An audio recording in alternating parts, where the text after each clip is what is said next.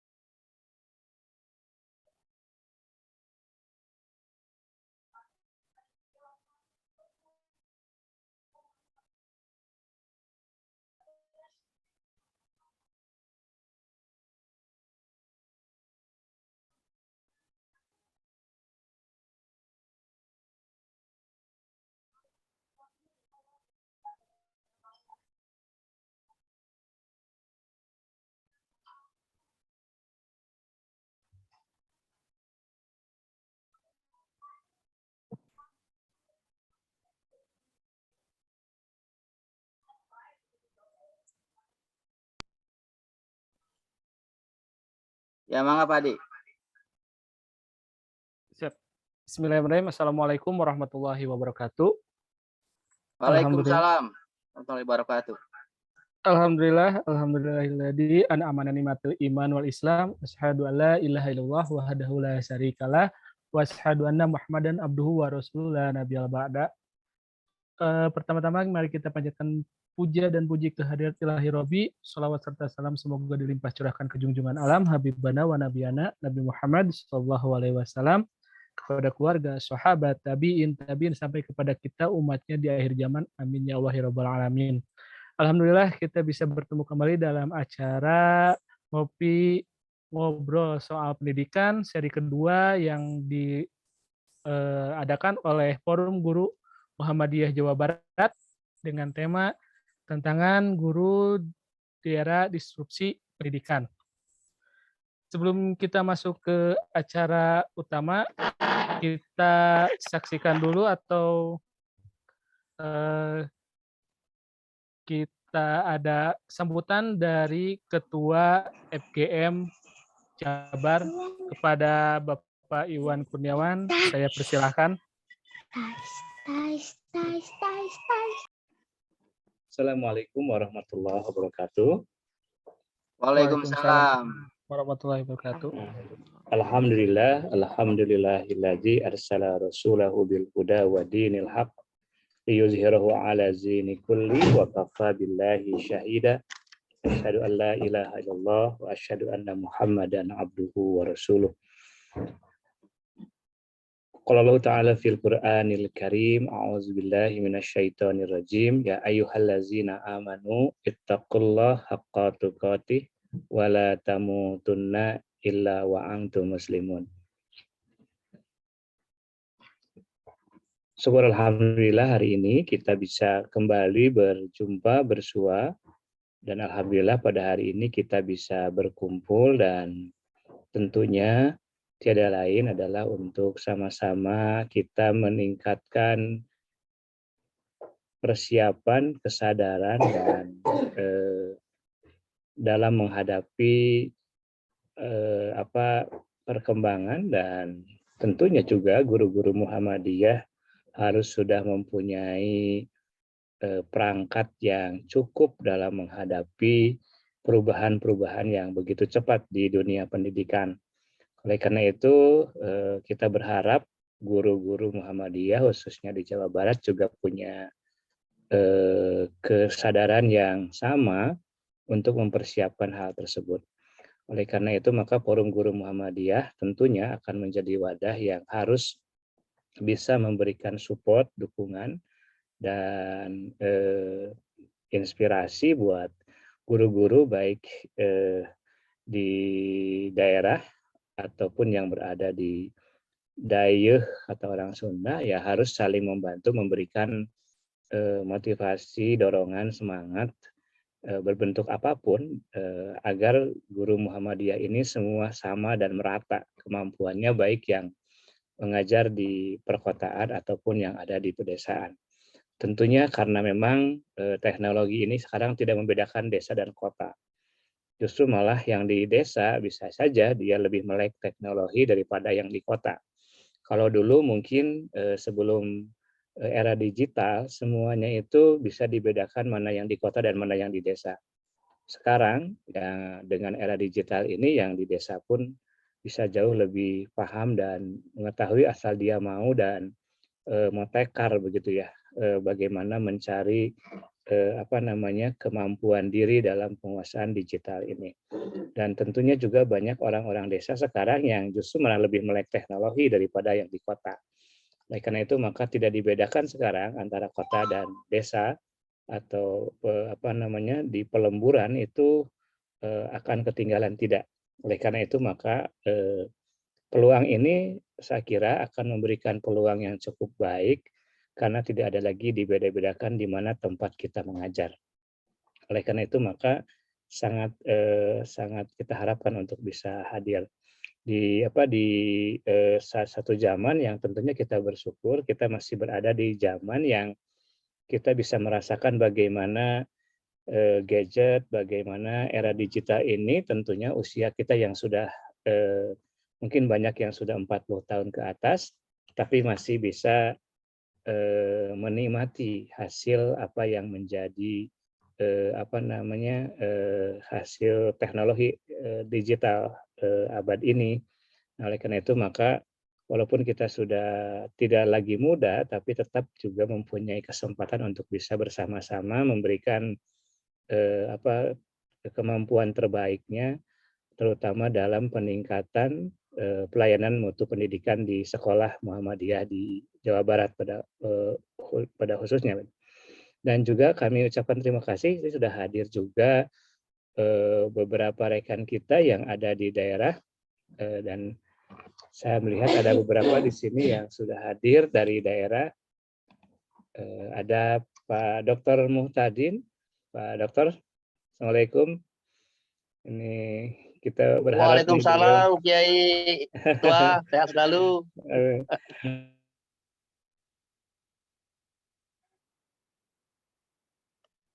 Ya, suaranya.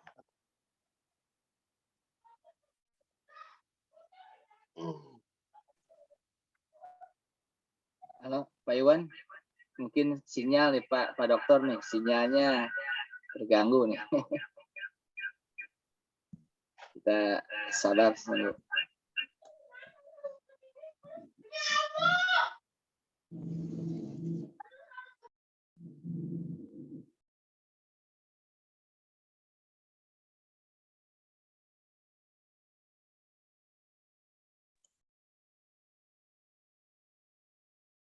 Pak Iwan, monitor.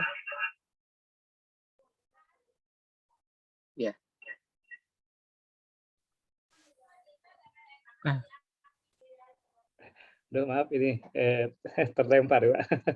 Ya, maaf. Teruskan, Pak. Baik, terima kasih Pak Dokter. Nanti kita minta sharing beliau, karena saya kira beliau punya kapasitas yang bisa kita harapkan untuk juga membantu pemikiran-pemikiran bagaimana pendidikan di Jawa Barat, gitu ya.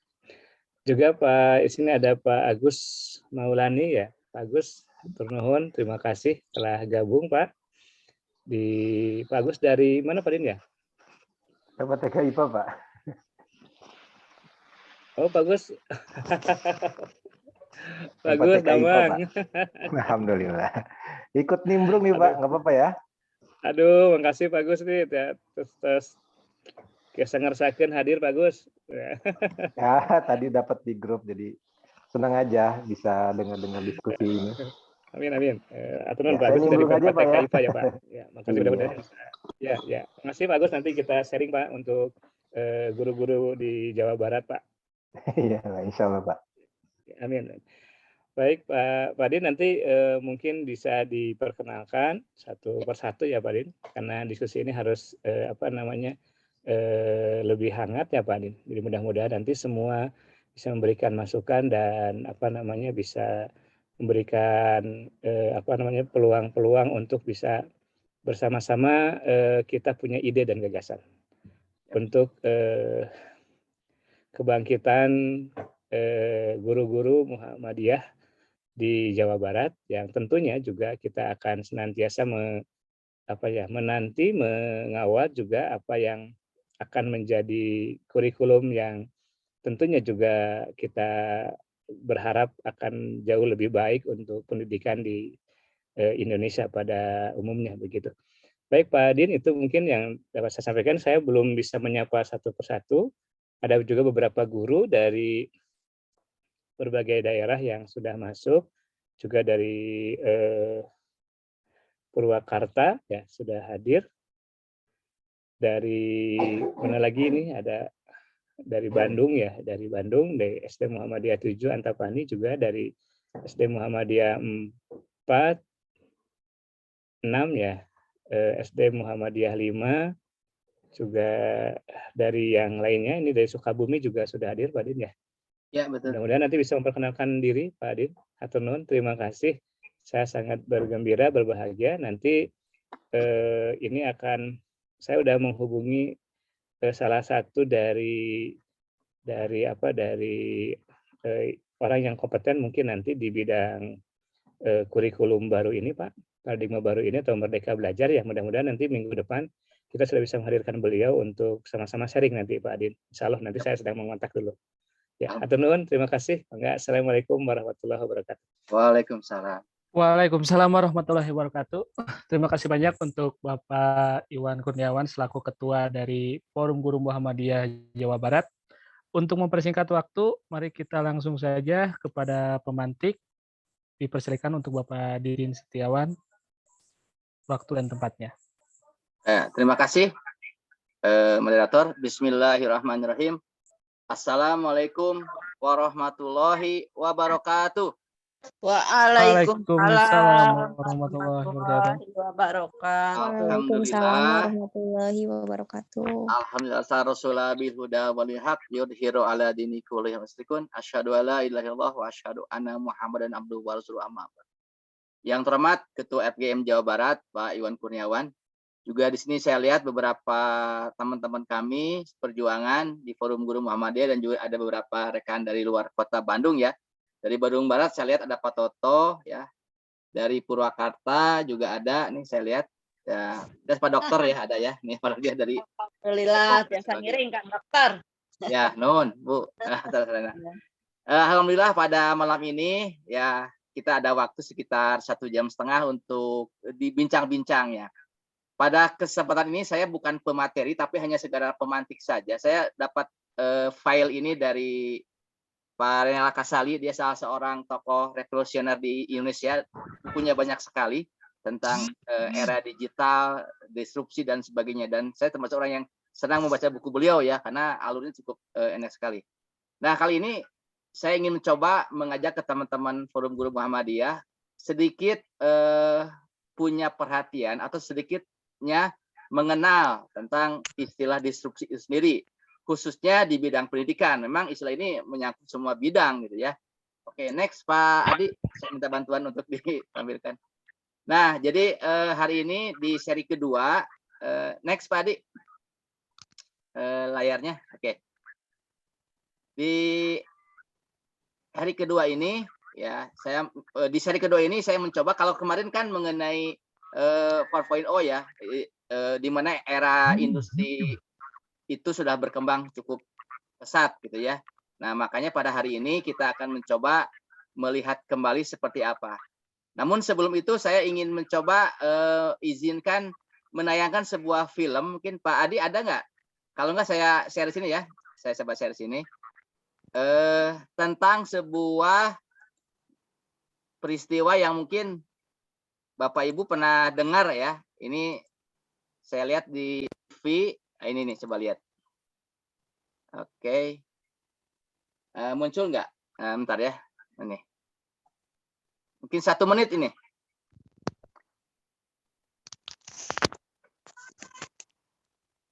Muncul nggak? Pemirsa, pemerintah Arab Saudi meluncurkan wisata virtual yang memungkinkan umat muslim di seluruh dunia mendapatkan pengalaman mengunjungi Ka'bah. Program ini memunculkan polemik sah atau tidak jika wisata virtual ini dipakai untuk ibadah haji. Ada gambarnya nggak? Akhir tahun lalu pemerintah Arab Saudi meluncurkan wisata virtual. Meski hanya untuk menikmati pengalaman Hajar Aswad, Suaranya saja, Pak. Masjidil Haram bisa dinikmati menggunakan kacamata VR.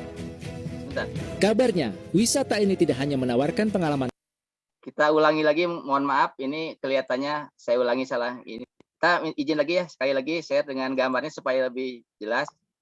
Mudah-mudahan bisa sekarang, mudah-mudahan minimal suaranya ya Pak ya. Oh, maaf, ada gangguan teknis juga nih kelihatannya. Oke.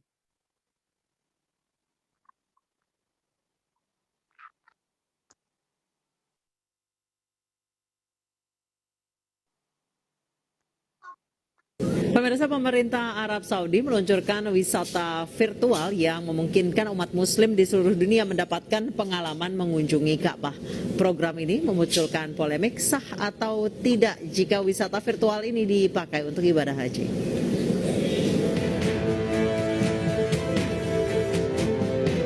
Akhir tahun lalu pemerintah Arab Saudi meluncurkan wisata virtual.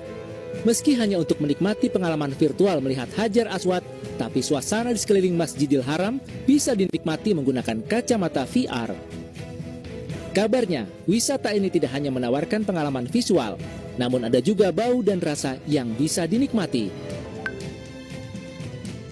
Program ini kemudian memunculkan polemik jika dipakai untuk ibadah haji.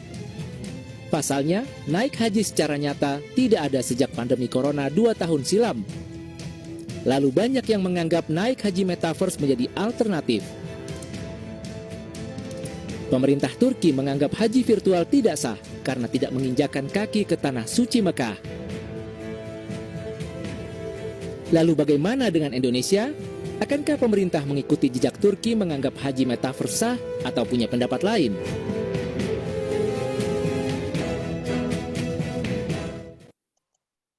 Ya, baik. Rekan-rekan semua, ini sebuah berita yang sudah lama sebenarnya. Di akhir 2021 kemarin Arab Saudi meluncurkan sebuah wisata religi dengan metaverse ya. Mungkin teman-teman sudah tidak asing di mana metaverse ini adalah produk dari Facebook sebenarnya yang memang sedang beralih ke sana ya. Baik, ini bagian dari disrupsi. Jadi ibadah pun sudah didisrupsi sekarang ini seperti ini. Nah, itu beberapa buku yang hasil karya yang menjadi inspirasi ini. Next, Pak Adi. Nah, kita coba lihat secara ini ada sekitar 8 slide ya, nggak lama ya. Next, Pak Adi. Di situ ada beberapa definisi yang mungkin Bapak Ibu saya ingatkan kembali ya. Jadi istilah disrupsi itu artinya gangguan atau kekacauan. Jadi ada sebuah kejadian di mana peristiwa ini mengganggu tatanan yang sudah ada ya. Nah, dalam Kamus Besar Bahasa Indonesia, pengertian disrupsi itu adalah tercerabut dari akarnya. Jadi, seperti kita mencabut sebuah pohon dan makanya hilang semua yang tatanan yang lama itu tergantikan gitu. Menurut Merriam-Webster, disrupsi adalah tindakan atau proses mengganggu sesuatu. Jadi ketika kejadian kapan akan terjadi perubahan. Nah, secara praktis, disrupsi adalah perubahan berbagai sektor akibat digitalisasi dan IoT ya, Internet of Things atau Internet untuk segala. Di pertemuan pertama kemarin Pak Ridwan sudah bicara mengenai IoT ya, bagaimana dunia pendidikan khususnya di Muhammadiyah harus bisa menghadapi hal ini.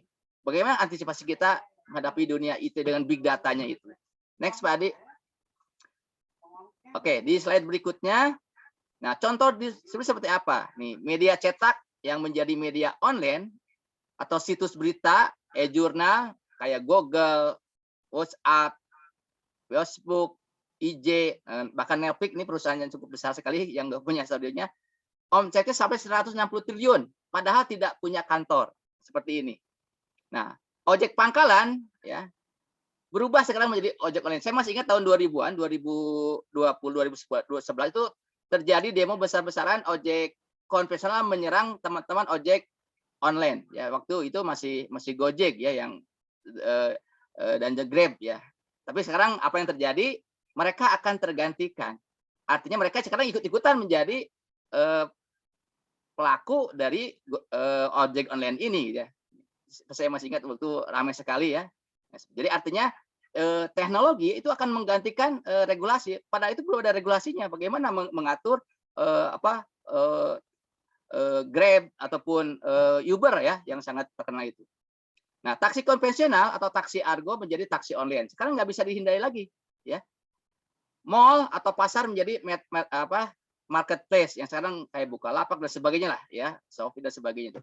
Atau toko online-nya yang bersifat e-commerce.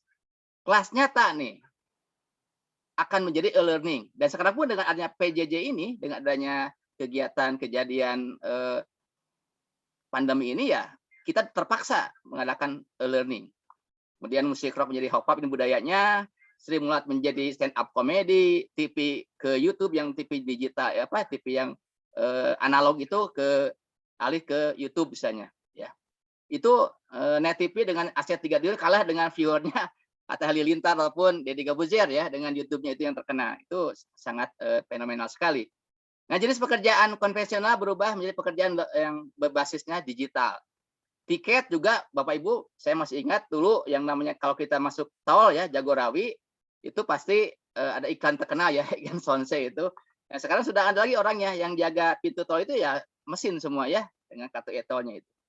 Nah, kampanye partai pun ataupun sekarang sudah masuk kepada dunia medsos. Next Pak Adi, kita percepat saja. Nah, ini menurut penelitian dari Profesor Christensen tahun 97 bahwa 65% anak-anak kita yang kini memulai sekolah nantinya bakal mendapatkan pekerjaan-pekerjaan yang saat ini belum ada. Bayangkan kita sebagai guru harus mempersiapkan anak didik kita yang nanti pekerjaan belum ada hari ini. Ya. Mau seperti apa kalau kita tidak menyiapkan mereka generasi akan datang mengantisipasi yang akan terjadi di kemudian hari. Bukan berarti kita meramal, yang memprediksi boleh gitu ya.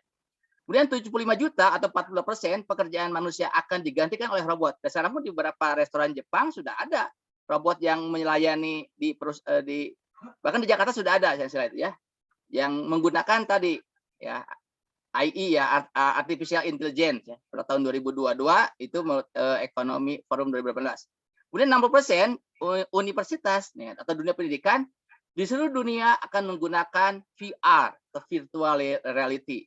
Yang sekarang masih ingat tahun 2015 ada game Pokemon Pak, itu bagian dari VR yang ini memindahkan dari dunia nyata, dunia maya ke dunia nyata atau kebalikannya ya, AR itu. VR ada AR ada XR nanti itu. Nah tahun 2001 kemarin untuk menghasilkan lingkungan pembelajaran yang imersif. Jadi seolah-olah kalau kita masuk ke dunia VR itu seperti nyata gitu ya. Nah, nanti kita akan bahas di seri ketiga mengenai AR VR ini Pak. Di seri kedua hanya sekilas aja. Next Pak Adi.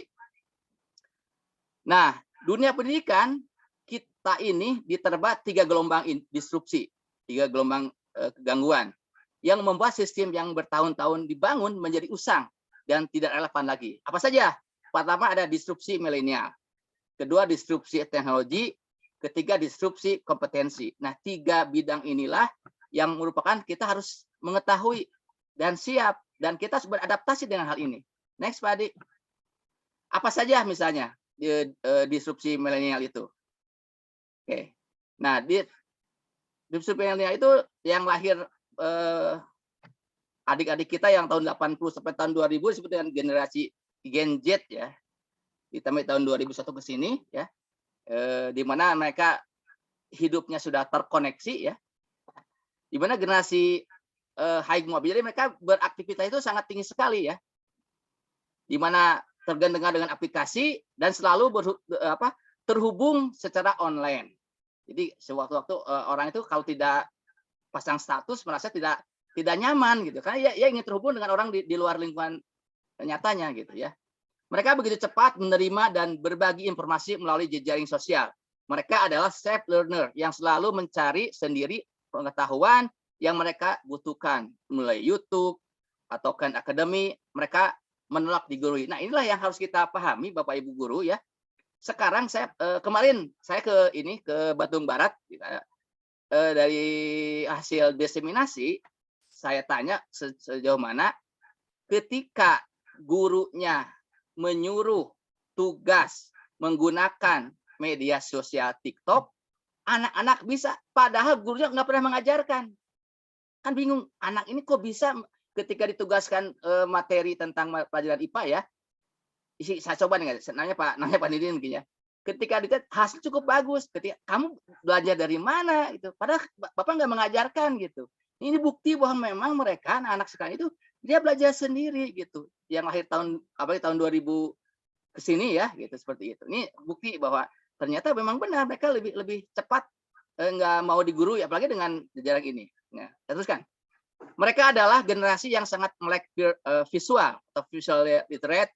Oleh karena itu lebih menyukai belajar secara visual melalui video di YouTube, online game, bahkan menggunakan AR ya, augmented reality, ketimbang melalui teks atau membaca buku yang mungkin waktu zaman kita dulu sangat wajib sekali membaca buku bab per bab itu, atau mendengar ceramah guru di kelas seperti itu. Mereka juga sangat melek data literate, sehingga piawai berselancar di Google, mengulik, memproses, mengurasi dan menganalisis informasi ketimbang pasif berkubang di perpustakaan. Itu dilakukan dengan super cepat melalui 3M, multimedia, multiplatform, dan multitasking. Ya. Dan mereka lebih nyaman belajar secara kolaboratif di dalam proyek real atau pendekatan peer-to-peer melalui komunitas atau jejaring sosial menggunakan social learning platform. Bagi mereka, peers lebih kredibel ketimbang guru. Dan ingat, mereka lebih suka menggunakan interaktif gaming atau gamifikasi untuk belajar ketimbang untuk mengerjakan PR. Nah, fenomena ini Bapak Ibu di tahun 2000-an ke sini memang ada kasus banyak sekali anak-anak kecanduan game. Mungkin pasti Bapak Ibu mengalami di sekolahnya masing-masing. Nah, ini kan menjadi tantangan. Jadi memang anak-anak sekarang ini lebih senang belajar menggunakan medium gaming, game. Jadi tugas kita guru-guru Muhammadiyah, ciptakanlah media-media pembelajaran yang digital itu dengan bentuk game yang sederhana. Ya, kayak tadi aplikasi TikTok misalnya satunya ya, itu seperti itu. Itu salah satu adalah bagaimana guru Muhammadiyah bisa belajar mengantisipasi kebutuhan anak di lapangan seperti itu. Nah, ini salah satu temuan yang mungkin harus kita siapkan ke depannya. Next, Pak Adi. Bapak sekalian berbahagia, next. Nah, yang kedua, tadi kan pertama, yang kedua disrupsi teknologi. Ya. Teknologi pendidikan juga telah berkembang secara eksponensial, ya, sehingga berpotensi mendisrupsi sekolah terasa. Jadi memang ke depan para ahli futuristik bahwa yang namanya sekolah itu bangunan-bangunan yang sekarang mentah itu tinggal kenangan. Sebab yang penting itu terjadi interaksi karena belajar bisa di mana saja, kapan saja, dengan siapa saja. Jadi guru itu ya betul yang namanya peran guru itu tidak akan tergantikan oleh teknologi. Tapi ingat, guru yang tidak belajar teknologi akan ditinggalkan. Itu kata siapa ingat lagi. Jadi memang guru itu harus belajar teknologi, Pak. Ya. Memang peran guru nggak akan tergantikan. Tapi kalau guru tinggal belajar teknologi, dia akan ditinggalkan. Oleh siapa? Ya oleh murid-muridnya gitu. Nah, berbagai inovasi disrupsi di sektor pendidikan seperti MOC ya, Massive Online Open Course ya, ini saya tahunya dari waktu dengan Semolek ya, Open Education ya, Resort, situs tutorial online seperti Ruang Guru atau Khan Academy, Social Learning, platform personalized dan sebagainya ya. Kemudian hingga masif multiplayer online atau MMO. Learning game kini sedang antri untuk mencapai titik kritikal masa. Begitu itu terjadi, kita akan mendapatkan pendekatan pembelajaran baru yang lebih terbuka, kolaboratif, personal, eksperiensial, dan sosial. Terus sekalian, sekarang kita masih ingat, masih beberapa hari yang lalu kita diluncurkan dengan konsep Merdeka Belajar oleh Mendikbud yang sekarang. Ini sebenarnya salah satu tantangan, sebab di kurikulum Merdeka Belajar itu memang salah satunya menekankan kepada kolaboratif ya, dengan pendekatan proyek itu. Nah, ini adalah sebuah tantangan ke depan. Sejauh mana kita Sekolah Muhammadiyah bisa mengantisipasi kurikulum ini dengan pendekatan tadi itu. Nah, dengan beragam inovasi tersebut, barangkali ruang kelas kurang diperlukan lagi. Guru akan berubah peran secara drastis sebagai mentor, motivator, dan model. Dan yang jelas akan tersedia begitu banyak learning channel dan sekolah tak lagi bisa memonopoli proses pembelajaran. Jadi ke depan itu sekolah yang tidak bisa mengantisipasi cara mengajarkan atau cara mendidik putra-putranya dengan menggandeng teknologi ini ya akan ditinggalkan pada akhirnya. Dan sekarang yang namanya bangunan yang mewah yang itu tidak akan begitu penting. Memang masih penting, kan tentu masih ada perlu ya. Oke. Sebagai wahana pembelajaran, sekolah tradisional akan tergeser dari posisi core menjadi peripheral, dari inti ke pinggir. Proses pembelajaran tak melalui di kelas, tetapi bisa dilakukan anytime, anywhere, any platform. Jadi dimanapun, kapanpun, ya dengan platform apapun. Guru juga tak hanya yang ada di kelas, tapi bisa dari manapun, termasuk guru yang diperankan oleh artificial intelligence dan AR VR. Jadi nanti anak-anak itu akan belajar dengan avatarnya. Gitu. Jadi kita masuk ke dunia metaverse, ya mungkin Bapak Ibu pernah nonton lah film Avatar itu. Jadi dia akan lebih asik gitu. Mereka akan lebih asik, akan mengekspos ini. Nah pertanyaan kita, siapkah guru Muhammadiyah? Ini akan kita jawab. Next, Pak Adi. Oke. Yang ketiga, disrupsi kompetensi. Teknologi 4.0 adalah menghasilkan kompetensi skill set. Nah, yang baru sekaligus mendisrupsi kompetensi lama yang tak relevan lagi karena tergantikan oleh robot dan artificial intelligence. Tak hanya pekerjaan-pekerjaan yang bersifat repetitif, pekerjaan-pekerjaan analitis dari beragam profesi seperti dokter, pengacara, analisis keuangan, konsultan pajak, wartawan, akuntan, hingga penerjemah. Nah, jadi dalam dunia metaverse yang akan kita hadapi ke depan itu, Pak, kalau sudah dalam bentuk masuk ke dalam big data dengannya, kalau kita ngomong bahasa Indonesia, nanti yang dengar itu kalau dia tinggal translate aja, akan keluar bahasa Inggris atau bahasa Rusia dan sebagainya. Ini yang memang harus kita siapkan. Jadi kita tidak usah lagi bicara, memang kita harus masih bahasa, tapi ketika masuk dunia metaverse itu otomatis akan ditranslate secara nyata, ya, secara cepat dalam waktu yang real gitu. Ini mungkin belum terbayangkan ya. Oke, dengan kemajuan teknologi machine learning, ya, artificial intelligence ini, big data, analisis, IoT, AR, VR, sampai XR sekarang hingga 3G printing, sekarang kan ada printing 3 dimensi ya. Maka pekerjaan akan bergeser dari manual, occupational ke rutin, repetitif job, ya. Dan nantinya kesuksesan ditentukan oleh kemampuan kolaborasi, yaitu human dan robot ya. Mungkin masih ingat film Star Trek dulu ya, jadi ada manusia yang setengah robot dan sebagainya, atau film Star Wars ya. Itu memang peran robot itu pasti akan di depan nyata sudah diperlukan sekali. Jangan jauh-jauh Pak, sekarang ada aplikasi Halodoc ya. Itu mungkin sebagian dokter juga sudah bisa menggunakan jarak jauh untuk menganalisis penyakit seorang pasien gitu kan misalnya. Nah, ini semua hard skill.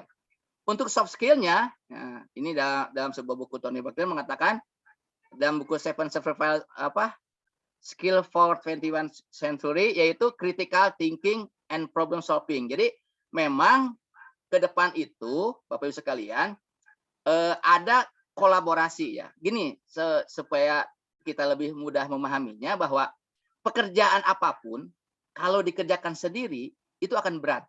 Tetapi sebaliknya, ketika kita berbagi, sekarang zamannya berbagi, sharing, itu akan lebih mudah. Contoh lah, jangan jauh-jauh di dunia transportasi aja. Kenapa ojek online ataupun Grab sebagainya itu bisa begitu cepat? Karena dia tidak punya armada sendiri, nggak punya garasi, nggak punya supir. Tapi kenapa ketika ada konsumen membutuhkan, cepat didatangkan? Karena di mana-mana ininya tempat parkirnya karena masyarakat yang menjadi anggotanya. Itulah seperti itu. Nah, bagaimana di dunia pendidikan? Next, Pak Adi. Nah, yang terakhir, oke. Nah, ini kata-kata kuncinya ya. Anak-anak sekarang membutuhkan cara belajar yang sesuai dengan dunianya, yang saat ini sudah jauh berbeda dengan 10-20 tahun yang lalu. Saya masih ingat tahun 87 saya kuliah, saya pakai mesin tik, Pak, belum. Tahun 80 itu sudah masih ada komputer, saya ingat ya. Tapi masih jarang. Jadi saya skripsi pakai mesin tik ini saat itu tahun 90-an ya, masih jarang lah gitu. Artinya memang sudah berbeda zamannya. Saat ini mau tidak mau bidang artificial intelligence atau AI itu sudah harus dimasukkan ke dalam kurikulum sekolah-sekolah menengah. Arus digital ini memang sudah tidak mungkin dibendung lagi. Pilihan sekarang adalah berubah atau mati. Kita mau berubah atau dirubah oleh orang lain gitu. Yang jadi masalah di Indonesia saat ini kurikulumnya berbasis kompetensi ya, tetapi cara penilaiannya masih berbasis standarisasi. Oke. Jadi ya itu jaka sembung ya. Dan nyambung. Nah, oke lah. Jadi urung ya membuahkan hasil. Yang ketiga, yang dibutuhkan bukan penguasaan terhadap ilmu pengetahuan, melainkan kemampuan bernalar. Jadi memang di kurikulum 2013 pun sudah ke sana dengan 5M-nya, ya, dari mulai melihat ya dan sebagainya, itu sudah mengarah ke bernalar gitu. Agar pengetahuan yang luber di internet bisa diolah menjadi nilai tambah. Jadi pengetahuan yang anak-anak bisa dapatkan itu tidak hanya sekedar kemana-mana, tapi betul-betul dapat diolah gitu ya. Skill yang paling penting bagi dunia industri di masa depan adalah kemampuan memecahkan persoalan yang rumit. Jadi memang problem solving yang diciptakan dalam pembelajaran itu salah satunya adalah bagaimana anak bisa menghadapi masalah yang dihadapi di dunia nyata gitu. Kemampuan berkomunikasi, kemampuan berpikir analisis ya, atau critical thinking, dan kemampuan membuat keputusan strategis. Ini yang memang dalam salah satu kemampuan abad 21 yang kita sering ajarkan ke anak-anak juga harus dimiliki seperti itu.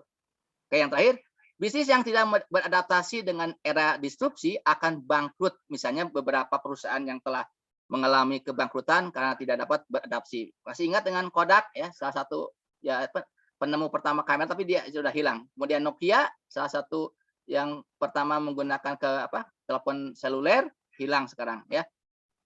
Blackbuster ya perusahaan besar toko buku yang sudah tidak ada lagi dan akan banyak lagi yang akan tumbang termasuk di kita pun harus bisa menghadapi hal seperti itu. Next Pak ini yang terakhir mungkin kalau masalah ini saya terakhir coba lihat Pak Adi. Next. Nah, bagaimana peran guru hari ini? Next. Nah, peran guru hari ini harus bisa menghadapi bagaimana tantang ke depan. Oke, kini guru tidak mungkin mampu bersaing dengan mesin dalam hal melaksanakan pekerjaan hafalan karena nggak mungkin kita bukan kamus berjalan ya. Hitungan hingga pencarian sumber informasi. Mesin jauh lebih cerdas, berpengetahuan dan efektif dibandingkan kita karena tidak pernah telah melaksanakan tugasnya. Jadi powerful lah kalau mesin itu. Next, Pak Adi. Nah, karena itu fungsi guru sekarang bergeser. Lebih mengajarkan nilai-nilai, etika, budaya, kebijaksanaan, pengalaman, karena nilai-nilai itulah yang tidak dapat diajarkan oleh Google atau mesin. Jadi kuncinya sekarang hari ini bagaimana guru tidak akan tergantikan oleh mesin. Ya. Tetapi harus bisa tadi memberikan nilai pembelajaran yang bermakna. Makanya selama COVID ini kan pemerintah menganjurkan cari materi yang esensial di KD-nya, kemudian cari pembelajaran yang bermakna, bukan sekedar menghafal rumus, bukan sekedar menghitung sebuah soal yang jelimet, ya, tetapi bagaimana dia ketika belajar itu bermakna bagi kehidupannya. Itu yang perlu disatukan. Nah, itu saja mungkin. Pak Ari masih ada nggak? Next lagi. Kalau udah habis ya. Oke. Jadi ini next. Saya bukan terpacu ya. Ingin di seri ketiga nanti ya tentang metaverse, ini sangat antusias sekali. Saya bermimpi Pak Iwan dan kawan-kawan saya, Muhammadiyah sudah punya concern. Mungkin tidak oleh FKM Jabar tapi oleh Muhammadiyah nasional. Jadi kita ingin punya proyek yang namanya Madrasah Land. ya. Jadi kegiatan ataupun beberapa ya produk dunia itu sudah mengarah, salah satunya yang terkenal adalah metaverse-nya Facebook lah ya. Jadi nanti tuh anak-anak ketika berselancar di Facebook itu betul-betul dia ada di dunia fisiknya, di dunia nyata fisiknya, tapi alam kegiatannya di dunia maya. Jadi di situ sudah bisa bertransaksi, bisa bereksplorasi, mencari pengetahuan, bahkan hiburan, bahkan webinar itu di metaverse nanti itu. Bahkan di ini ya kemarin ada pernikahan metaverse di dunia maya seperti itu ya, yang ini. Nah ini sekedar latar belakang aja bagaimana ke depan, ini sekedar next saja menghadapi ini. Ini contohnya, jalan nggak ya Pak ini? Oke, bisa nggak? Ini contoh bagaimana guru ini sangat sederhana sekali ketika mengajarkan. Jalan nggak Pak Adi? Jadi klik aja. Nggak jalan Pak, soalnya. Oh ya, saya itu gambar aja kan. Ya. Jadi intinya ini contoh VR yang sederhana sekali karena mungkin resolusinya cukup kecil. Anak-anak bisa belajar dengan avatarnya, gitu. Seperti itu. Ya oke dah, next aja. Karena ini nggak akan dibahas hari ini hanya sekedar stimulus untuk ini. Next yang terakhir. Nah, mengapa harus dikembangkan di dunia metaverse ini? Karena kalau kita tidak siap, kita akan terdisrupsi oleh mereka. Kita akan tertinggalkan Muhammadiyah itu atau Cokoh itu, ya. Hingga perubahan paradigma itu mengenal integrasi antara IT dengan sektor pendidikan itu sangat nggak bisa dihilangkan ya. Sebagai respon terhadap perkembangan teknologi virtual reality yang semakin populer penggunaannya di berbagai sektor, termasuk di sektor pendidikan. Ketiga, sebagai antisipasi dan adaptasi terhadap perkembangan wabah virus COVID yang mungkin entah kapan berakhirnya. Ya mungkin nanti tahun-tahun akan datang juga akan ada lagi semacam ini virus, tapi nggak tahu apa namanya lah. Yang kita harus siap dengan pendidikan jarak jauh ini. Kalau kita tidak mengantisipasi, ya maka betul loss generasi yang hilang itu betul terjadi. Anak-anak kita tidak bisa diajarkan dengan baik karena kita tidak siap itu. Dan terakhir sebagai platform alternatif bagi kegiatan di sekolah madrasah Muhammadiyah, khususnya nanti di era kurikulum baru. Oke, next Pak Adi, habis ya? Nah, ngopi. Jadi, oke, makasih Bapak Ibu sekalian, itu saja sekedar pemantik. Mudah-mudahan di sini ada beberapa pakar, ada Pak Dr. Tadin ya, ada Pak Agus, ada yang lain-lain ya, yang mungkin tidak bisa sesuatu. Yang jelas ini saya hanya mengantarkan saja ini fakta seperti ini. Kami mohon kata Pak Iwan tadi, Bapak Ibu bisa urun rembuk, minimal punya gagasan lah. Kita coba tuangkan dalam bentuk gagasan. Coba bagaimanapun juga sebuah halakoh, sebuah pertemuan, sebuah pengajian, mungkin ini virtual ya, itu akan muncul ide-ide baru ya. Akan muncul hal-hal yang kedepannya lebih bagus lagi. Mungkin demikian Pak Adi, saya kembalikan ke Pak Adi sebagai moderator. Kita akan coba tampung ya beberapa gagasan-gagasan besar dari ini. Pokoknya begini prinsipnya, ada berapapun pengajian virtual ini, ada 10, ada 5, ada 12, bahkan kita jalan terus. Karena pada awalnya kita bukan mencari kuantitas, tapi kualitas. Sesering mungkin ini harus rutin. Demikian Pak Adi, saya kembalikan ke Pak Adi untuk mencoba menampung teman-teman yang akan ikut berpartisipasi. Sambil memperkenalkan masing-masing, Pak ya. Demikian, Assalamualaikum warahmatullahi wabarakatuh. Monggo Pak Adi. Waalaikumsalam warahmatullahi wabarakatuh. Terima kasih banyak kepada Pak Didin yang sudah menjelaskan materi kali ini. Silakan Bapak Ibu sekalian yang mau bertanya boleh raise hand atau langsung saja unmute. Ya, buka mic-nya aja Pak, monggo.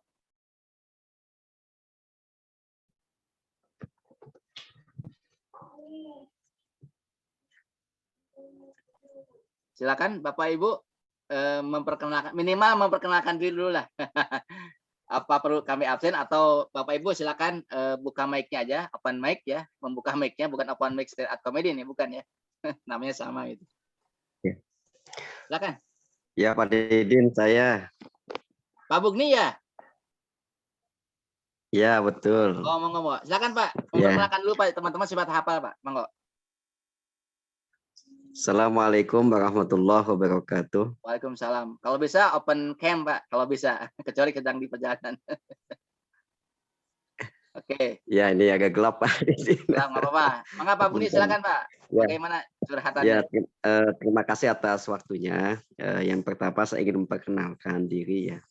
Nama saya Mugni Sodik ya. Saya dari FKM Kabupaten Bekasi. Saya ditugaskan sebagai kepala sekolah di SD 01 Muhammadiyah Setu ya, Kabupaten Bekasi. Bekasi, oke, siap. Ya. Alhamdulillah ini terima kasih banyak ya sudah diundang dalam forum ini, dan alhamdulillah tadi banyak sekali ilmu yang saya dapat ya, terutama dari Pak Didin, ini luar biasa ya. Cuman memang ini harus ada istilahnya itu harus ada ini treatmentnya Pak Didin ya, karena teknologi itu semakin canggih ya, teknologi informasi itu semakin canggih. Sehingga anak-anak itu ketika sekolah di rumah itu kebanyakan itu bermain gadget gitu kan. Nah itu mengantisipasinya kadang-kadang susah banget gitu Pak Didin, itu seperti itu. Nah jadi ketika anak itu PJJ gitu kan, itu malahan mereka itu lebih senang gitu kan ketika guru itu belum bisa beradaptasi dengan dunia anak-anak gitu kan, menggunakan virtual dan sebagainya. Ya sehingga guru itu harus banyak belajar lagi gitu, seperti itu. Nah terkadang dalam PJJ itu banyak sekali kelemahannya begitu Pak Didin. Ya, misalnya kelemahannya. Salah satunya tadi ya, bahwa anak itu kadang ketika menggunakan Zoom misalnya itu bosan gitu ya, banyak bosannya, apalagi pembelajarannya itu hanya sebatas Zoom kemudian ceramah gitu, seperti itu. Nah itu untuk mengantisipasi atau masuk ke dunia mereka itu tata caranya seperti apa. Nah itu yang pertama. Ini mohon mungkin dari teman-teman ya pengalamannya gitu, seperti itu. Kemudian yang kedua itu terkait dengan perasaan, tingkah laku gitu, seperti itu. Itu kalau misalnya ini terus menerus gitu kan menggunakan PJJ atau menggunakan teknologi informasi, itu nanti kita tidak bisa istilahnya melihat tingkah laku anak-anak kita gitu, seperti itu. Mendidiknya tingkah laku itu, karakter itu sulit sekali dibangunnya gitu, seperti itu. Kalau memang toh nanti teknologi informasi terus dipakai gitu ya, tanpa menggunakan tatap muka gitu, seperti itu. Nah itu mohon dari teman-teman semua ya, terutama dari Pak Didin ya, yang mohon dibantu gitu, dijawab seperti itu. Baik, itu saja Bapak Ibu ya. Terima kasih. Assalamualaikum warahmatullahi wabarakatuh. Waalaikumsalam. Waalaikumsalam warahmatullahi. Mungkin yang lain dulu Pak, diteruskan dulu Pak.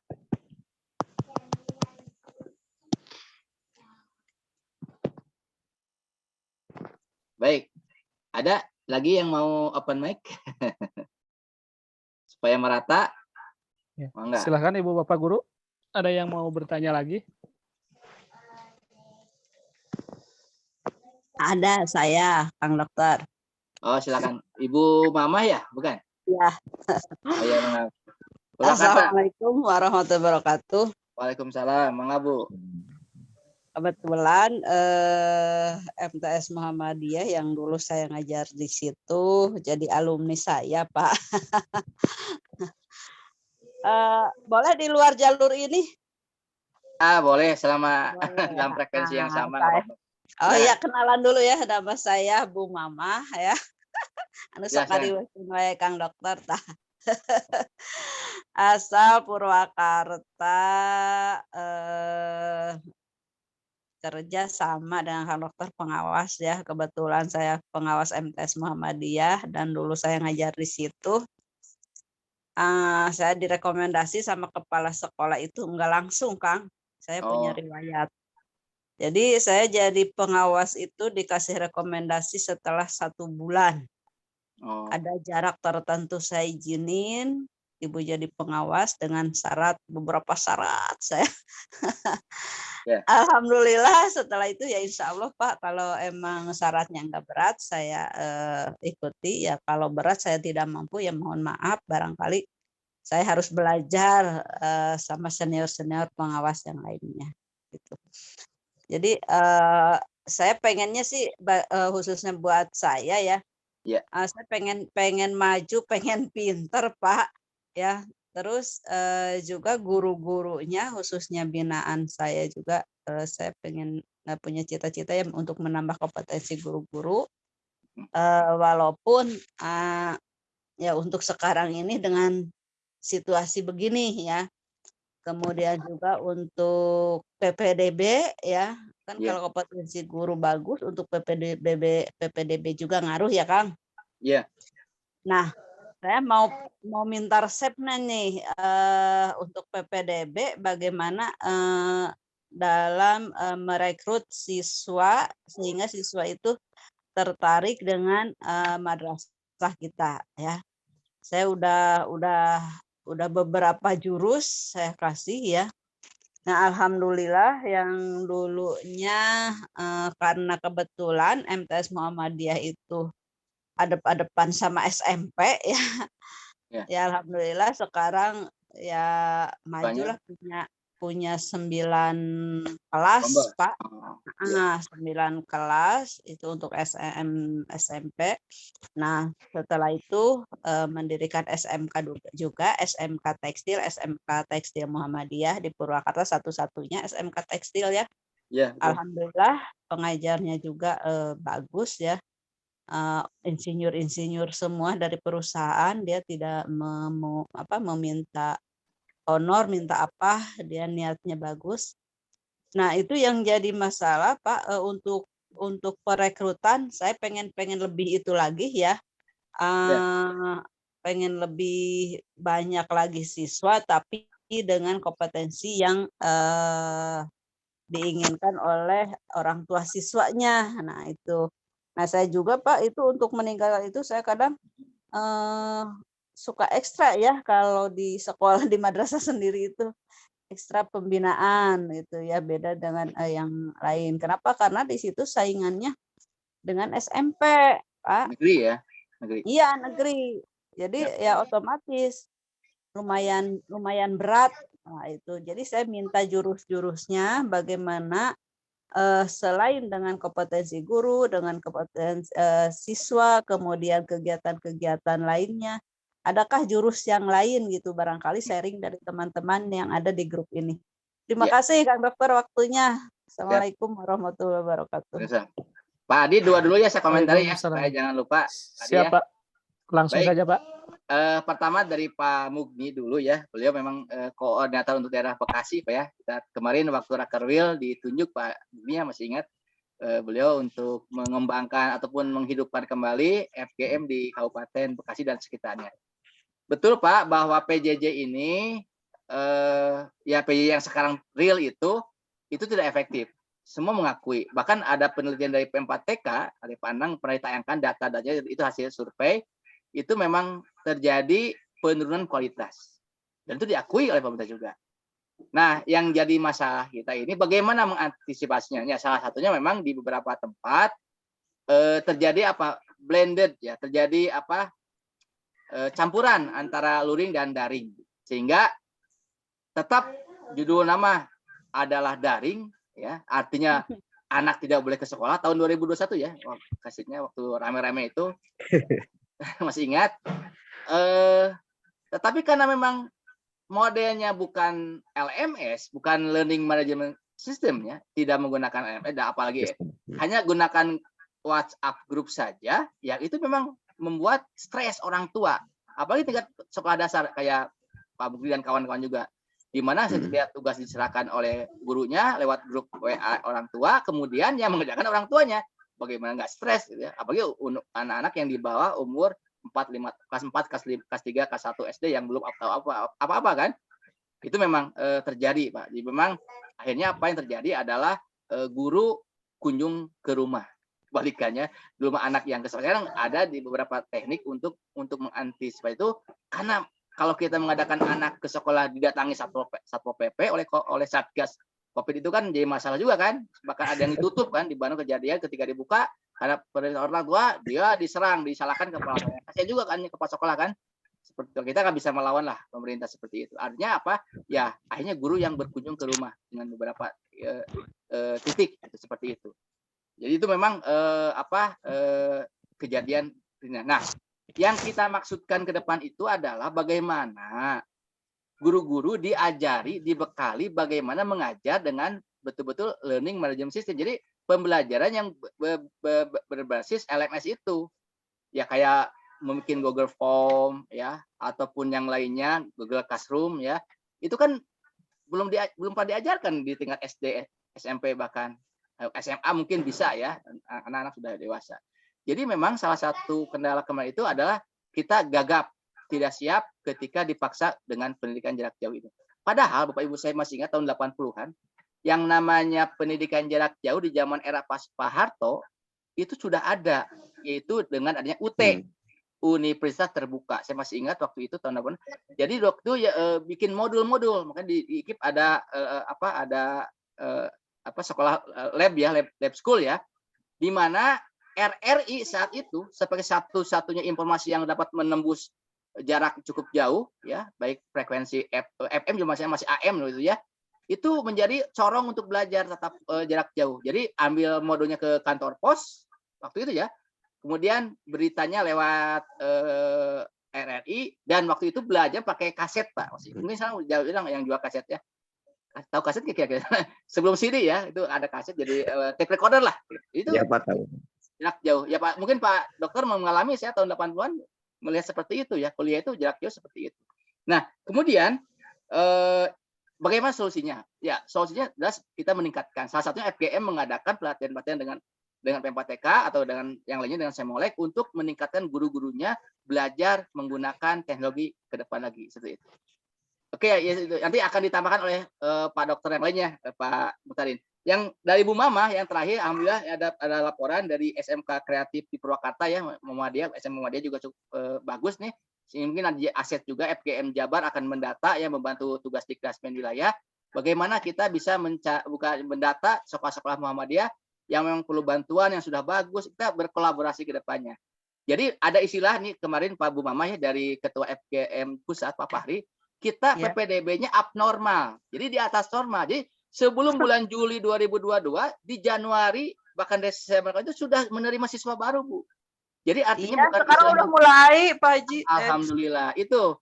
Tapi kita mah jangan menggunakan cara-cara yang tanda kutip ya kurang bagus, dengan cara membeli per kepala, jangan tuh nggak usah. Kita ciptakan dengan dengan kreasi yang bagus, dengan kualitas yang bagus. Kalau kualitasnya bagus, insya Allah orang tua akan datang ke kita Bu.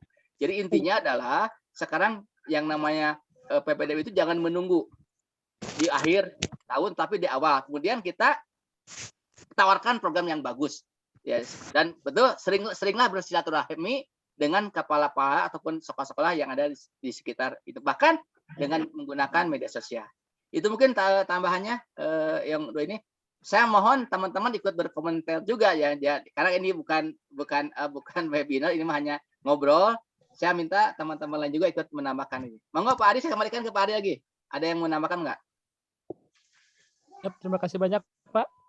Silakan Ibu Bapak sekalian yang mau bertanya ataupun menambahkan, kita sambil ngopi-ngopi di sini. Di mana Pak? Ngopi. Di Garut Bu, siap menyambut. Ngopi virtual. Oh, kadung ora Garut ya teh.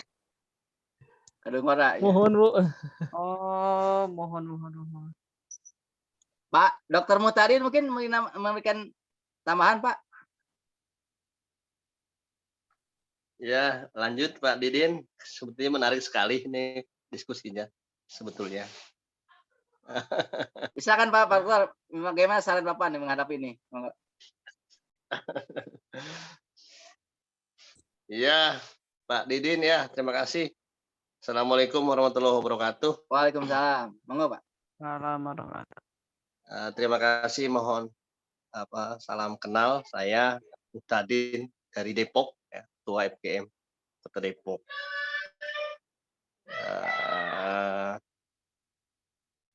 Jadi selamat buat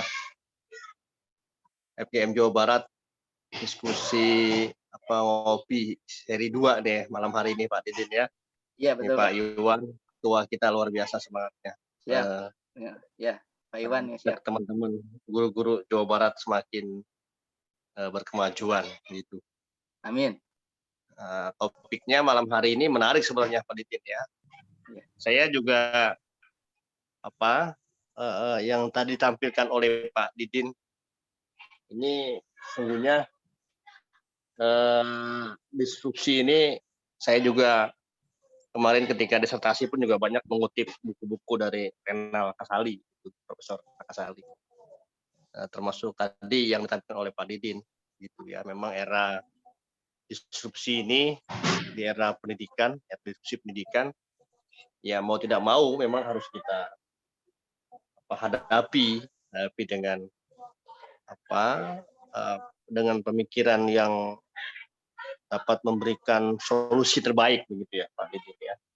Karena tadi dari Bekasi ya, Kabupaten Bekasi juga kendala-kendala terkait dengan pembelajaran di era digital pasti memang banyak kendala ya Pak Didin.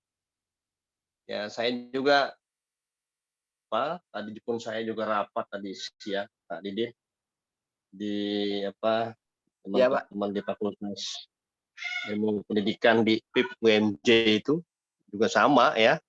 Bahkan kemarin juga seharusnya sudah di semester genap ini mau pembelajaran tatap muka, langsung ternyata digempur lagi dengan ini akhirnya jadi di hybrid lah katanya begitu istilahnya. Bahkan yang NIM-nya itu ganjil mungkin jadi tatap mukanya di minggu pertama. Di jadwal ya. Gitu. Kalau yang NIM-nya genap di semester di pekan kedua dan seterusnya lah, kira-kira kayak gitu ya. Ya memang sampai seperti ini juga sama menghadapi teman-teman di kampus juga. Begitu tadi betul saya ikut rapat itu di Fakultas Ilmu Pendidikan di UMJ itu. Iya. Nah, jadi artinya ya saya kira semua persoalan ini kita tidak lagi kaget sebenarnya Pak Didin ya, Pak Iwan ya. Karena memang sudah kita hadapi bersama-sama gitu ya.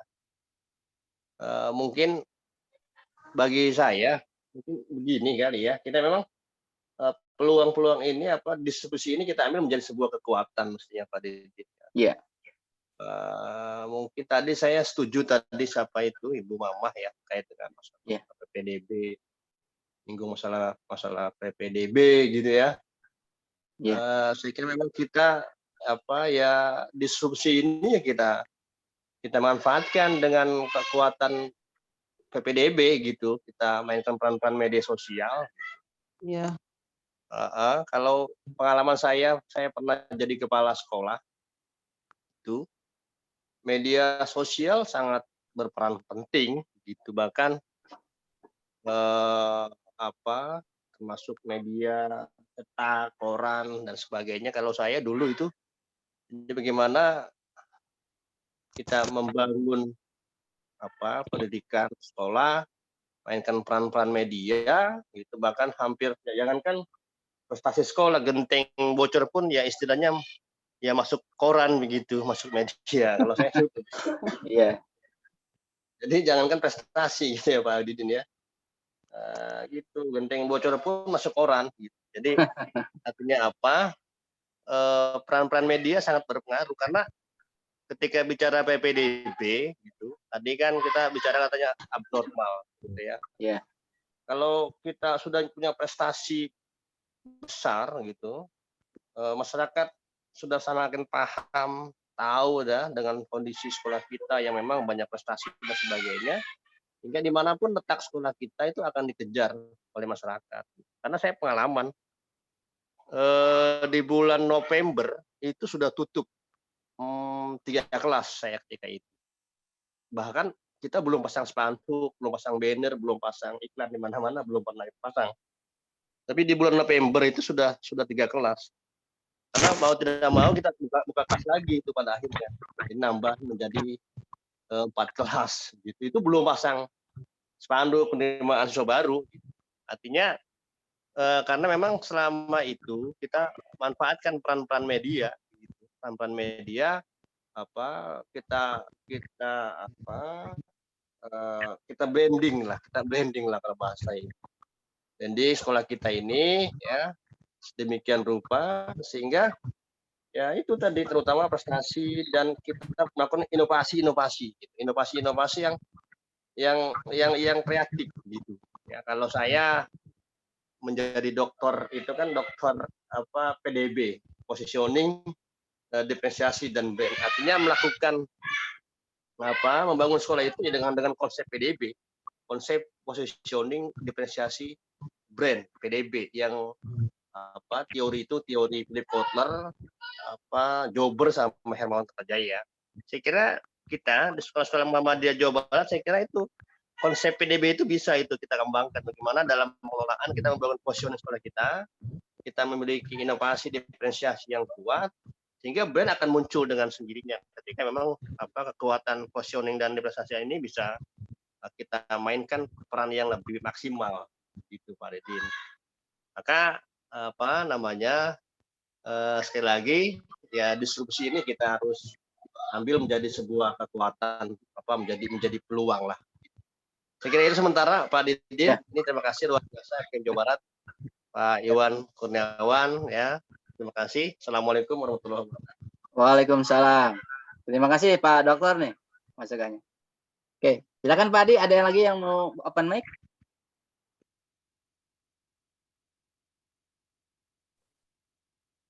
Silakan rekan-rekan, masih ada yang mau berkomentar? Kalau tidak ada, saya kembalikan ke Pak Iwan selaku Ketua FGM. Ini hanya sekedar pemicu saja ya. Oh ya, jangan lupa di kolom chat sudah ada daftar hadir Pak Adi ya. Sudah Pak. Ya, jadi silakan Bapak Ibu yang belum mengisi data hadir, isi data hadir. Insya Allah sebagai kenang-kenangan dari kami, Bapak Ibu akan dikirimi sertifikat otomatis ya, pakai autocraft. Jadi itu sekedar data saja lah, bukan untuk apa-apa, untuk kenangan dan sebagainya bahwa kita telah mengadakan ya ngopi seperti inilah kira-kira. Mangga kalau tidak lagi yang akan berkomentar, mungkin saya kembalikan ke Pak Iwan memberikan sambutan akhir atau bagaimana. Yang jelas ini akan rutin Pak Iwan ya, mudah-mudahan nanti minta narasumber yang lain ini dari pihak luar, dari LPB maupun dari siapa untuk tadi mengenai materi mereka belajar ya, kurikulum yang baru itu, yang mungkin ada permintaan juga. Mungkin Pak Ari dari saya cukup sekian ya. Saya sebagai pemantik saya terima kasih atas masukannya. Ya ngopi jangan lama-lama ya, 1 gelas juga cukup lah. Mungkin dari sekian, mohon maaf apabila tidak ada hal yang tidak berkenan. Saya kembalikan ke moderator dan mungkin nanti Pak Iwan akan memberikan closingnya. Demikian, assalamualaikum warahmatullahi wabarakatuh. Monggo Pak Adi.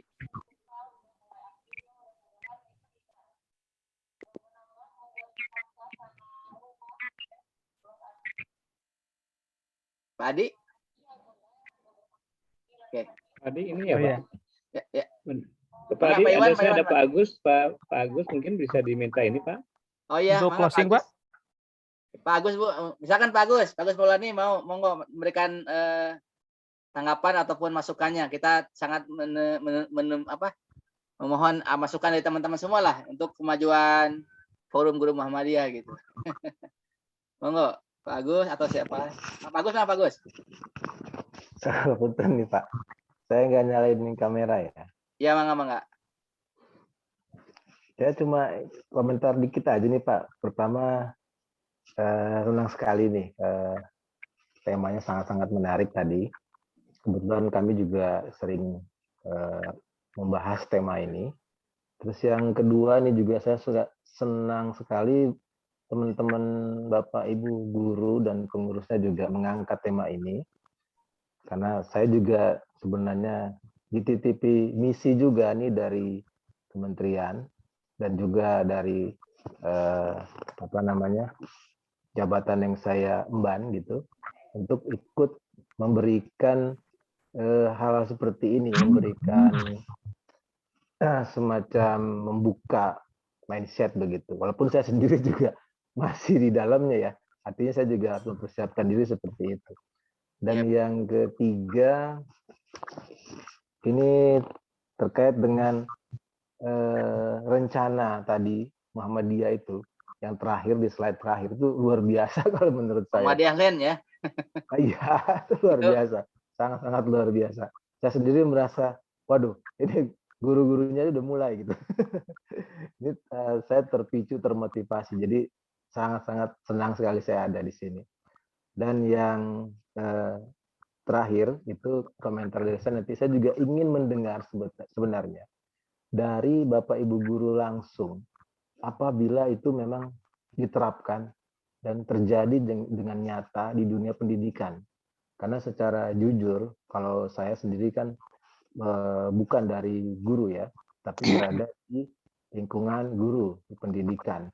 Namun saya juga ingin sekali itu mendengar dari teman-teman di sini untuk bisa berpendapat juga itu terkait tadi bagaimana jika itu diterapkan, apakah efektif dan efisien barangkali ya. Kalau dari sisi guru itu gimana? Nah itu yang ingin saya dengar. Kalau kami kan di sini mencoba menghimpun semua sumber-sumber, semua pengalaman, keilmuan, dan kemudian nanti akan kita sampaikan kembali. Nah itu. Terus untuk yang tadi yang soal Zoom itu memang hal yang sering ditanyakan. Namun di kami itu, di teman-teman kami, mungkin ada beberapa hal yang bisa kami lakukan, biasanya melakukan kegiatan interaktif. Jadi betul sekali kalau hanya ceramah satu arah, itu kehilangan konsentrasi, Pak. Di media-media itu, kami punya pegangan, kalau medianya itu untuk pembelajaran, maksimal itu 10 menit, Pak. Kalau kami itu. Apapun dia, kalau satu arah itu 10 menit. Satu arah itu artinya ditonton saja begitu, dan berlangsung dengan durasi waktu, contoh video. Zoom termasuk juga apabila dilakukan secara satu arah, 10 menit itu sudah hilang konsentrasi anak-anak itu, Pak. Berbeda ketika mereka nonton film. 1 jam, 2 jam itu kuat begitu. Nah, sehingga dari beberapa hal seperti itu, di Zoom memang kita batasi satu arahnya itu 10 menit maksimal. Selebihnya interaktif. Nah, beberapa hal yang bisa digunakan untuk interaktif itu seperti misalkan yang simpel itu menggunakan Jamboard. Jadi anak-anak itu dibuat untuk segera langsung melakukan interaksi. Interaksinya lewat digital juga, atau misalnya permainan-permainan kolaborasi lainnya, yang mana setiap anggota atau setiap partisipan atau siswa-siswa kita itu memiliki akses langsung pada sebuah media yang sama-sama mereka bisa akses, dan di situ terlihat posisi saya ada di mana, saya sedang apa, misalkan menggambar bersama, menyusun puzzle bersama, seperti itu biasanya sih Pak, yang saya dapat gitu ya. Kemudian tadi juga untuk media itu kita nggak boleh banyak-banyak, maksimal 10 menit tadi. Nah mungkin itu yang bisa saya sampaikan saat ini Pak. Ini saya juga ingin sekali dengar nih pendapat teman-teman, termasuk tadi ada augmented reality, virtual reality yang termasuk baru, kemudian artificial intelligence tadi, ini yang sebuah keniscayaan. Mungkin kedepannya kita akan mengalami itu. Lalu untuk yang tadi kegiatan tatap muka, saya lebih cenderung untuk yang blended. Artinya memang kalau full daring, sepertinya memang ada beberapa hal yang dikhawatirkan oleh teman-teman guru. Tapi kalau melihat kondisi saat ini, yang bisa kita lakukan adalah sementara ini adalah campur. Dan yang online itu tetap dilakukan hanya sebagai pemberian tugas atau eksplorasi mandiri. Nah, ketika tatap muka, walaupun itu hanya 1 hari misalnya atau 2 hari, 1 hari lah, itu digunakan untuk fungsi-fungsi yang tadi yang disampaikan oleh Pak Didin ya di pemantik itu. Luar biasa Pak, banyak sekali informasi yang menarik di situ. Jadi pergeserannya itu untuk misalkan menjadi motivator, menjadi model, kemudian menyentuh dengan hal-hal yang sifatnya teladan dan sebagainya, itu dilakukan di kegiatan tatap muka. Jadi yang untuk daringnya itu kegiatan lain yang sekiranya lebih kepada eksplorasi, kolaborasi, kerjasama dan sebagainya yang tidak terkait dengan hal-hal fungsi guru tadi yang bergeser. Nah, itu sementara Pak. Terima kasih, mungkin belum bisa bicara banyak. Terima kasih banyak nih udah diperkenankan bergabung. Terima kasih Pak. Ya, terima kasih Pak Agus atas masukannya. Pak Agus ada di grup kan, nanti minta nomor kontaknya untuk kedepannya kita ingin berkolaborasi Pak ya. Ya di grup ini saya di grup kelas yang kemarin yang kemitraan itu Pak. Ya betul. Mitra yang di FPTK ya. Iya, kebetulan masih ada di grup, saya juga Pak Tatang ya. bisa bergabung terus. Ya betul Pak, makasih banyak betul. Pak. Ya, ada videonya Bapak juga ada. Ya sama kan Bapak juga WI itu kan guru juga sih, ya dosen lah. Seperti itu. Iya, makasih Pak masukannya. Sama-sama, Dan insya Allah kami berharap juga nanti P4TK juga ada pelatihan untuk metaverse Pak. Jadi saya bercita-cita ke depan itu kalau nggak sekarang menyiapkan diri guru-guru kita ya sulit sekali Pak ke depan. Jadi memang mimpi saya juga guru-guru mau itu harus sudah siap dengan dunia metaverse ini yang memang kalau kita tidak siap khawatir gitu ya. Kita akan tergerus juga seperti jadi penonton gitu Pak. Nah, itu mungkin Pak tadi yang disrupsi yang dimaksud itu ya Pak ya. Artinya jika tidak dipersiapkan, kita tinggal memilih ikut atau tidak, jadinya gitu. Iya betul Pak. Kan seperti dulu ya waktu awal-awal kita dipaksa untuk punya laptop, itu saya pernah ngalamin itu dengan guru-guru yang merasa bahwa nggak usah punya laptop, saya tinggal 5 tahun lagi pensiun. Nah itu artinya pilihan bagi teman-teman. Terdisrupsi hanya orang guru itu Pak. Terdisrupsi, betul sekali. Ketika memilih tidak menggunakan laptop, terdisrupsi dia Pak. Artinya dengan terpaksa harus punya laptop. Itulah hal-hal yang tadi disebut dengan disrupsi, mau ikut atau tidak. Sebenarnya itu kita nggak bisa bilang bahwa ya seperti teknologi itu kan selalu ada dua sisi apa ya, bisa baik, bisa jahat. Tapi kita nggak bisa melarang pisau itu untuk tidak diproduksi. Kita tidak bisa melarang bahwa pisau itu jangan digunakan. Tetap aja pisau itu ada. Tapi dia bisa dipakai kejahatan, bisa kebaikan. Pun yang sekarang sedang kita bahas ini, Pak. Gitu loh, Pak. Makasih, Pak. Ya. Siap, makasih, Pak. Alhamdulillah. Tenun, Pak Iwan, mangga sebagai Ketua FGM memberikan closing arahnya, mangga Pak Iwan. Ada yang raise hand, Pak? Oh, mangga. Oh, Pak Lutfi, Bu Lutfi ini saya lupa lagi. Pak Lutfi ya, Pak Lutfi. Pak Lutfi silakan, Pak Lutfi. Pak Adi silakan. Pak. Bu Lutfi ya.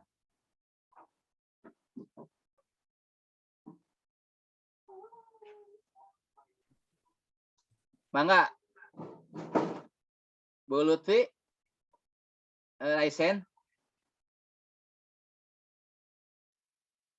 Ada Pak suaranya? Ada. Ada. Oke. Bismillahirrahmanirrahim. Assalamualaikum warahmatullahi wabarakatuh. Waalaikumsalam.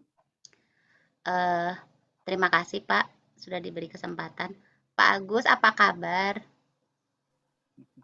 Ini Bapak guru yang mengajarkan saya banyak hal kemarin selama TOT ya. PTK ya. Alhamdulillah vokalis kita nih Bu Lutfi. Oh iya betul. Vokalis dadakan Pak sama di piwarang ku Pak Iwan eta oge satiasa. Bapak ini kita mau bertanya terkait tadi pembahasan tadi. Lebih ke blended learning ya, karena kalau blended learning itu setelah saya mengalami beberapa minggu melakukan blended, memang ada beberapa kendala. Mungkin dari teman-teman ada masukan atau mungkin ada pengalaman yang bisa berbagi dengan saya selama di kelas. Karena jujur ya Pak, kalau full PJJ, alhamdulillah sudah mulai terbiasa sebetulnya sama anak-anak. Tapi ketika blended, PTMT, dibarengi dengan online itu cukup jadi salah satu kendala gitu. Kenapa? Karena akan jadi ada salah satu Pak yang kurang terperhatikan gitu. Contoh misalkan pada saat kita blended learning, kalau kita menggunakan pertama kendala ada di sarana prasarana. Pada saat kita mengajar, kita mengadakan Zoom, tiba-tiba mati lampu atau wifi-nya ngedown, anak-anak di rumah jadi terbengkalai gitu kan pada saat online. Tapi yang PTMT itu bisa kita rangkul karena kan saat itu lagi bareng-bareng sama kita di kelas. Nah, atau sebaliknya pada saat lagi PTMT, anak-anak yang blended yang di rumah itu online, yang online jadi kan ngajarna teh nyaeta bolak-baliknya teh pain laptop sareng ninggal murang kalih gitu, ninggal murang kalih anu PTMT. Nah, barangkali dari Bapak Ibu ada yang punya masukan atau mungkin pengalaman yang jauh lebih apa ya, yang jauh lebih efektif untuk membuat anak-anak baik di rumah ataupun di sekolah, baik pun yang online ataupun yang PTMT, masih bisa bareng ke apa, pami ka asuh teh mah ka asuhnya Pak. Nah, gimana mungkin ada masukan panginten aya ide atanapi metode yang jauh lebih memudahkan gitu. Itu mungkin Pak dari saya. Hatur nuhun. Assalamualaikum warahmatullahi wabarakatuh. Waalaikumsalam. Ya, nuhun, Bu. Mangga Pak Iwan dikomentari. Ini untuk semua sebenarnya. Langsung ke Pak Iwan ya Pak ya. Baik, hatur nuhun. Bu Lutfi, maaf nih, acara ini terhambat ya, diseminasinya. Iya, Bapak dari kemarin nunggu kabar dari Bapak. Tapi udah ada Pak, alhamdulillah udah selesai. Selesai ya, alhamdulillah. Paling nanti Karena sesi berikutnya. Ya, agak sibuk kemarin jadi agak terlupakan. Maaf, Iya, nggak apa-apa. Ya, baik. Mohon. Baik, terima kasih Bapak Ibu sekalian. Saya hanya ingin menggali satu inspirasi dari ayat Quran saja, bahwa tatkala Nabi Sulaiman menguji beberapa ujian untuk bisa memindahkan singgasana Ratu Balkis ya. Ratu Balkis itu dan di dalam ayat itu disampaikan bahwa ada jin ifrit yang mengatakan dan sanggup untuk memindahkan singgasana Ratu Bilqis itu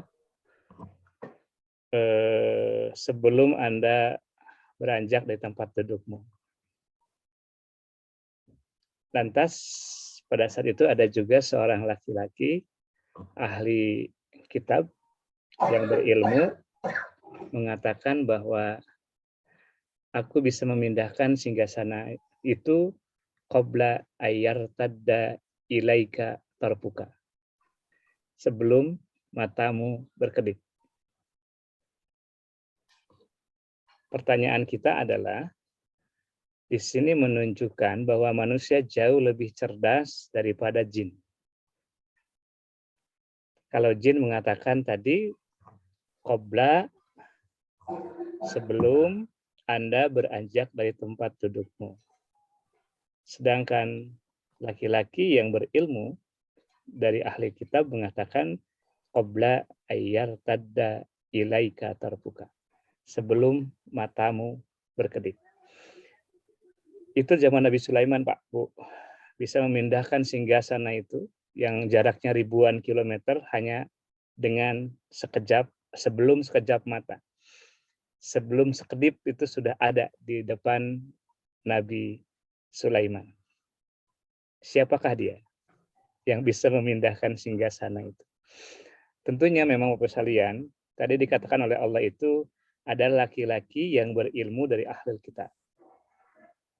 Artinya memang disrupsi ini, metaverse ini harus menjadi milik kita umat Islam yang di dalam Al-Quran sangat banyak sekali kisah-kisah yang tentunya itu harusnya menjadi bahan perenungan buat kita agar kita sampai pada apa yang dinamakan dengan pengetahuan yang tentunya itu akan jadi bagian dalam kehidupan kita.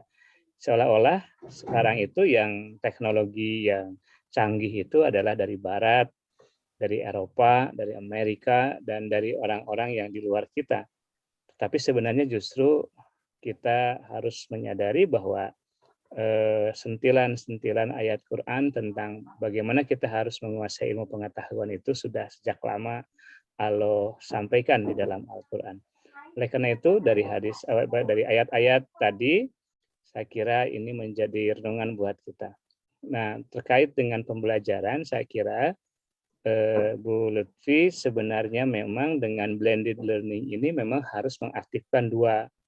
Yang pertama mengaktifkan guru di sekolah lebih menguasai teknologi digital, dan juga bisa menggerakkan keluarga yang ada di rumah untuk juga ikut bagaimana pembelajaran itu bisa dilakukan. Nah, di Muhammadiyah tentunya itu ada yang namanya ranting dengan pengajian keluarga sakinah, kalau tidak salah begitu di dalam panduannya. Tentunya kalau ini nanti digalakan antara PCM, ranting, dan pengurus-pengurus Muhammadiyah dengan pengajian-pengajiannya, tentunya juga bisa digaungkan bagaimana Muhammadiyah mampu untuk menyiapkan pembelajaran di rumah yang tentunya juga berkualitas karena orang tuanya mendapat pengarahan dan binaan langsung di pengajian keluarga sakinah di Muhammadiyah. Nah, saya kira itu menjadi hal yang tentu harus dibangkitkan. Nah, terkait dengan itu maka gerakan literasinya pun saya kira di pandemi ini sangat memungkinkan untuk menggabungkan dua literasi, yaitu gerakan literasi keluarga dengan gerakan literasi sekolah. Nah, dengan pandemi ini saya kira dua hal ini bisa dibangkitkan dan dikembangkan lebih erat, di mana orang tua tidak akan merasa terbebani karena itu merupakan bagian dari kewajiban dia untuk mengembangkan budaya literasi di rumahnya. Dan guru-guru pun senantiasa akan meningkatkan kemampuan dengan gerakan literasi sekolah dengan format digital misalkan. Tentunya ini menjadi hal yang sangat menarik kalau digali lebih mendalam, sehingga Muhammadiyah ke depan bisa menawarkan konsep-konsep yang utuh dan terbarukan terkait dengan apa yang kita harapkan. Dan jika memang Bapak Ibu sekalian ada yang berminat, tertarik, SD Muhammadiyah 7 sekarang sudah bekerja sama untuk mengembangkan Smart Library. Di mana dengan Smart Library ini kita tidak usah punya ruangan perpustakaan yang mewah, tidak usah punya ruang perpustakaan yang luas, tidak usah punya ruang perpustakaan yang menghabiskan dana dan anggaran yang begitu besar, tapi kita bisa menghadirkan perpustakaan di HP orang tua dan siswa masing-masing. Dia bisa meminjam dan bisa membaca. Dan hebatnya lagi kita sebagai pimpinan guru dan pimpinan sekolah bisa melihat apakah buku itu dibaca atau tidak. Nah, itu juga menjadi hal yang kalau menarik mau gabung silahkan dengan SD Muhammadiyah 7 Antapani. Sehingga nanti orang tua juga akan terlibat dalam membaca di rumah untuk gerakan Nina Bobo kalau di kami itu. Jadi bagaimana kita mengembangkan kembali, membumikan kembali orang tua memberikan dongeng sebelum tidur anak-anak. Tentunya dongeng-dongeng yang baik begitu dari buku yang dibacanya di Smart Library itu. Dan juga di sekolah guru-guru bisa meminjam buku dan membaca buku. Nah, guru-guru pun itu bisa dipantau oleh kepala sekolahnya. Apabila dia pinjam buku tapi tidak dibaca itu ketahuan di aplikasinya. Jadi saya kira itu juga merupakan sebuah bagian tak terpisahkan dari kemajuan teknologi digital, hubungannya dengan bagaimana mengembangkan pembelajaran di sekolah dan budaya baca di sekolah. Saya kira itu juga menjadi bagian tak terpisahkan dari kemajuan. Begitu juga dengan aplikasi-aplikasi lain yang tentunya juga bisa digunakan oleh sekolah dan guru-guru yang sudah bertebaran di media ya. Tinggal ada kemauan, ada keinginan dan usaha dan kerja keras saya kira. Tentunya insya Allah bisa dilaksanakan. Bahkan kita juga bisa melihat seorang yang tidak punya rumah, seorang yang hanya ngontrak, tapi bisa menjadi seorang YouTuber yang sangat digemari. Dia bisa berbahasa banyak dari bahasa Inggris, bahasa Rusia, dan sebagainya. Hanya dia tekun belajar dari YouTube dan dari media begitu. Tidak kursus, tidak apa. Tapi dia menjadi seorang yang sangat terkenal dengan bahasa yang sangat bagus. Menggunakan bahasa-bahasa yang tentunya jarang orang bisa menggunakannya. Saya kira itu menjadi hal yang sangat penting di era ini dan saya kira guru Muhammadiyah harus mengambil peran yang sangat strategis saya kira untuk bisa hadir menyediakan waktu, menyediakan kesempatan dan juga peluang untuk anak-anak agar anak-anak bisa hidup dan bersaing serta berprestasi di masa dan zamannya hari ini dan ke depan. Itu mungkin Bapak Ibu sekalian, terima kasih, hatur nuhun atas segala perhatiannya, dan Pak Din hatur nuhun, Pak Agus, Pak Dokter hatur nuhun, Pak Dokter Muhtadin, ada di sini juga Bu Lutfi hatur nuhun, Bu Mama, Bu Titin, Bu Yuli, Bu Sri Harlina, Bu Wiwi Dewi, dan Pak Dedi yang masih hadir. Terima kasih, hatur nuhun, salam untuk semua. Mudah-mudahan sesi ketiga kita bisa menghadirkan narasumber-narasumber yang tentunya sangat kita harapkan bisa memberikan arahan dan pandangan serta ilmunya untuk kita semua dan demi kemajuan guru-guru Muhammadiyah di Jawa Barat. Terima kasih atas semuanya. Assalamualaikum warahmatullahi wabarakatuh. Waalaikumsalam warahmatullahi wabarakatuh. Alhamdulillah acara sudah sampai akhir. Kita ucapkan saja sama-sama hamdalah. Alhamdulillahirabbil alamin. Akhirul kalam. Assalamualaikum warahmatullahi wabarakatuh. Waalaikumsalam.